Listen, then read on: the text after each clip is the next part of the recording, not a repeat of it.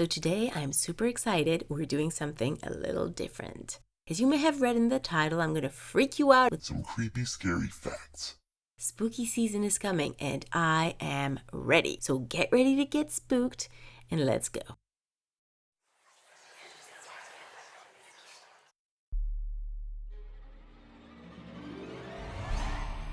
There are allegedly over 2,000 serial killers at large right now, and over 27,000 murders that aren't even in FBI files.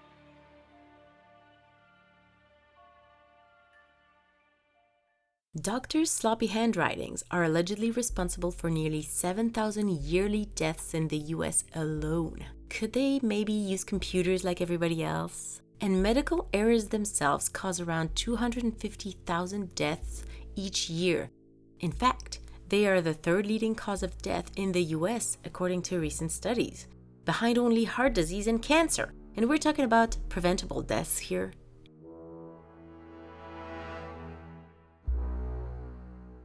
Dead people can still get goosebumps, moan, move, fart, and well, even soil themselves essentially. Which is perfectly normal too, as the body doesn't just flash freezes as soon as a person dies.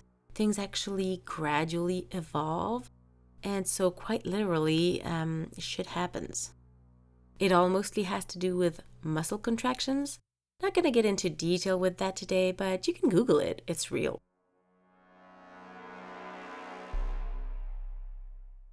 Back in the 1700s, 1800s, if you had the wealth to get them and you wanted a nice set of dentures, these were most likely made out of an ivory base and then set with real human teeth.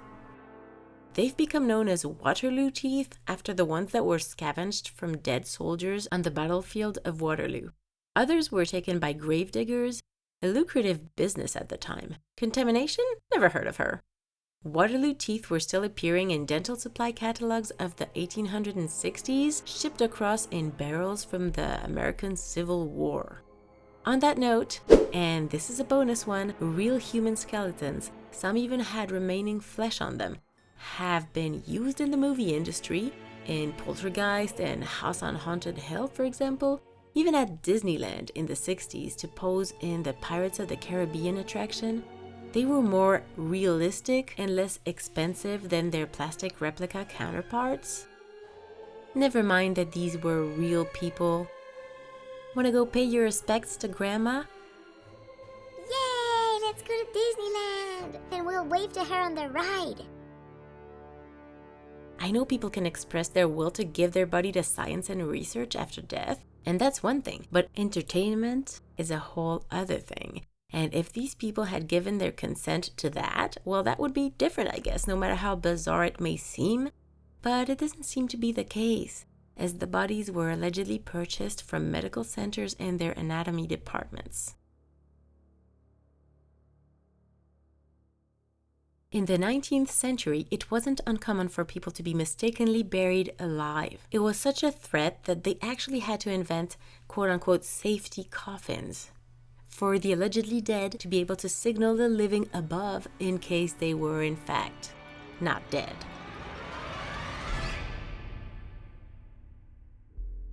Doctors originally invented the chainsaw for childbirth. Yep, you heard that right. The first prototype was called an osteotome, and they used it to cut through the mother's pelvis when a C-section was no longer possible. Although the first prototype was much smaller than the chainsaw we know today, the pain must still have been horrifying, especially since there was no anesthesia at the time. Crows can recognize and remember human faces. Not only can they remember a face, especially if associated with a stressful situation, for at least 5 years, according to studies, but they will also spread the info amongst their community. And in 5 years' time, you'll have gone from 20% of the local crows squawking and flapping angrily at you to about 60%. So think twice before crossing a crow.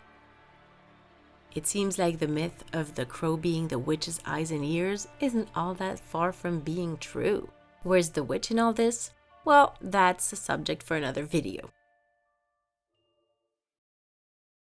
In the Victorian era, post-mortem photography, along with commemorative jewelry, usually containing something from the deceased, whether it be their hair, teeth, or anything else, was definitely a thing. And since cameras were slightly different back then, you'd have to stand still for the longest time to have your picture taken.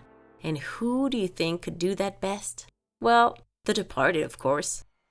So when you're looking at photos from this period in time, way back when, if one of the people on the photo has a somewhat lifeless gaze and also happens to appear more clearly than the others, then there's a good chance that this one specifically is not alive anymore at the time of the photo shoot. Let me know in the comments which one of these facts was the scariest or most disturbing to you. If you liked the video, you know what to do. And here's another list you may find interesting, a more gruesome one at that. That's all for today, folks, and I will see you in the next one. Bye!